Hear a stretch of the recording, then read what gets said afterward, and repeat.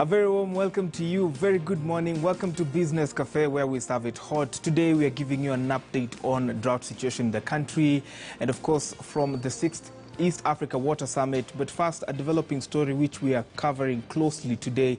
A police officer has shot 6 people, including his girlfriend, at Kangemi here in Nairobi. We understand that the police officer also killed himself. Our investigative reporter, Fred Kagonye, is following up that story. We'll be giving you more details on our subsequent bulletins. Good morning. I am Brian George Otieno, and Brenda is on the other side. Brenda, how are the markets looking like today? Good morning, George. Of course, very sad events right there.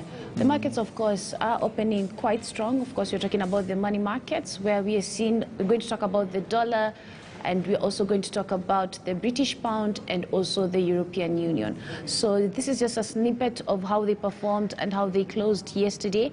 We have the dollar buying at 112, selling at 112.20, and the British pound buying at 150.65 and selling at 150.94.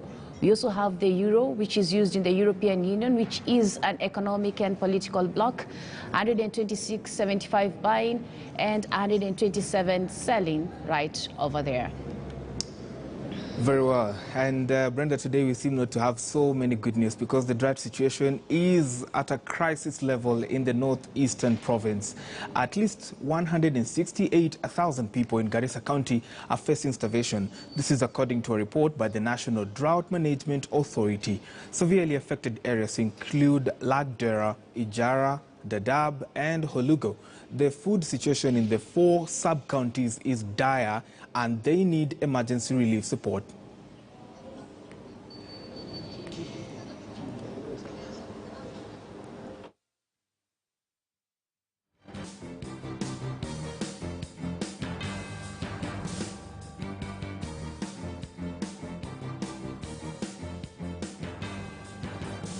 Hii Silanga vile imekauka, mambo iko hatari sana, sababu ukisikia Banisa sub-county, hapa ndio headquarter yake, ambaye watu ya Banisa yote sub-county mzima ilikuwa inategemea hii Banisa dam. Sasa vile imekauka na inakaa namna hii, kuanzia saa 12 mpaka saa 5 saa 6 hivi ni mbuzi inakunya. Kuanzia saa 5 mpaka saa 10 ng'ombe itakunya. Kuanzia saa 10 mpaka saa 4 usiku ngamia inakunya.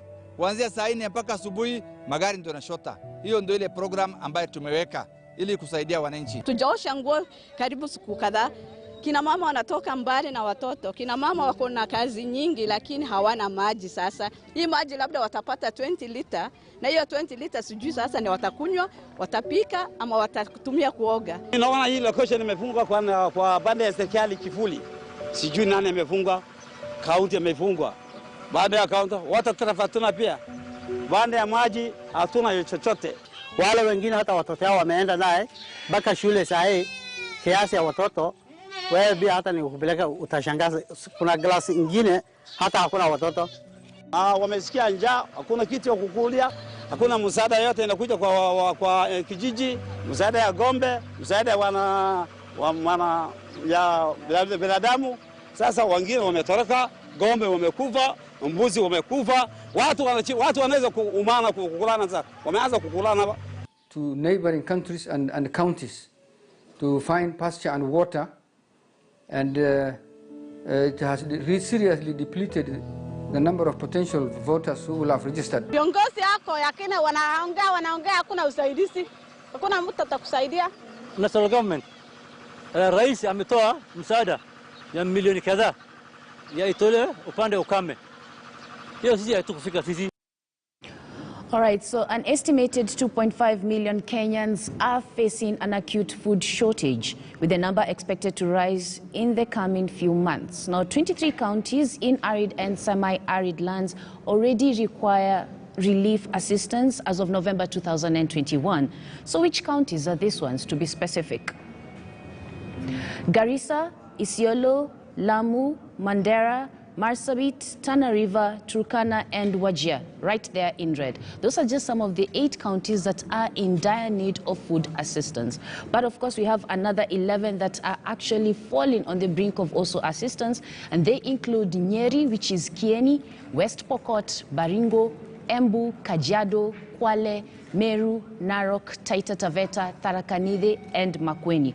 Now remember, this is off the back of lower than expected rainfall. Remember, the weather outlook for December 2021 indicates that normally the cessation of the October, November, December short rains, of course, season in Kenya, and the forecast for this month indicates that several parts of the country are likely to experience below average rainfall. And these, of course, are the counties that have been highlighted. So though we have rainfall in the country, there is a warning indicating that we may not have enough rainfall in the next few days. George?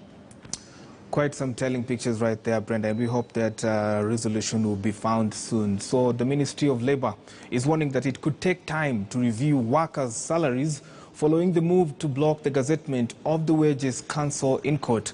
The ministry noted that the collective bargaining agreement, CBA, that is conducted annually by different unions had been affected by the ongoing process. The gazettement of the council has been challenged in the High Court, paralyzing the process of setting the minimum wage by the council as set in the Labour Act. According to the CS for Labour, Simon Chelugui, the Attorney General, AG, had taken over the matter with a view of having it resolved fast and amicably.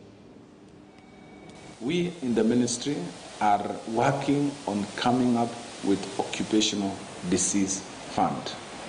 We are also working and almost at an advanced stage on unemployment insurance fund to support any employee who may be affected or lose his job because of occupational disease. This fund is contributory and will be engaging the stakeholders to build support for this fund. Because if we had this fund during COVID, many of those employees who were declared redundant would have had some livelihood support for maybe 7 months or 11 months as they wait for things to change. So employers, manage your industrial cases at the shop floor. If you cannot resolve or handle, please involve the labor officer. We should be able to, if he cannot resolve or she cannot resolve, escalate them. As a ministry, we are on our toes to ensure industrial peace. We want the energy of employees and the energy of employers to go to productivity. Curtains have closed at the 6th East African Water Summit with an agreement to implement existing legislature in a bid to encourage conservation and water recycling. The initiative brought together stakeholders in the water and sanitation industry for the purpose of sharing relevant experience, knowledge and technology in water sustainability.